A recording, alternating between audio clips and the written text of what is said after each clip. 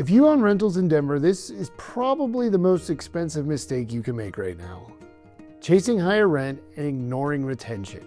For years, raising rents solved everything. Market went up, you followed it up. Easy. That's not today's market.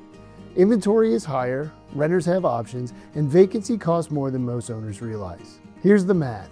Every time someone moves out, you're not just losing rent, you're paying for vacancy, cleaning, repairs, marketing, leasing time, utilities, administrative fees, and even more. Even a short gap can cost you thousands, $3,000, $4,000, $5,000 fast, which means one turnover could wipe out an entire year of small rent increases. So pushing for another $100 a month, but losing the tenant? That's just backwards math. Right now, the smartest operators aren't asking how much higher can we push rent. They're asking how long can we keep great tenants? Because stability is where the money is. Long-term tenants mean predictable cash flow, fewer surprises, less wear and tear, lower turnover costs, easier planning, and honestly, just less stress.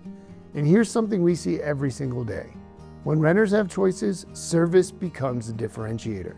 Fast maintenance, clear communication, professional management. That's what keeps people renewing. Not granite counters, not fancy amenities, just consistency. Retention isn't about avoiding rent increases. It's about being strategic. Market-aligned pricing paired with strong service almost always outperform aggressive hikes that trigger move-outs. At Walters & Company, this is how we manage every property. Proactive maintenance, responsive communication, thoughtful renewals, and systems that make staying easy.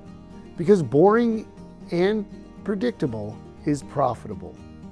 If you want to see where you might be losing money to turnover, we're happy to review it with you. Sometimes one small change saves thousands.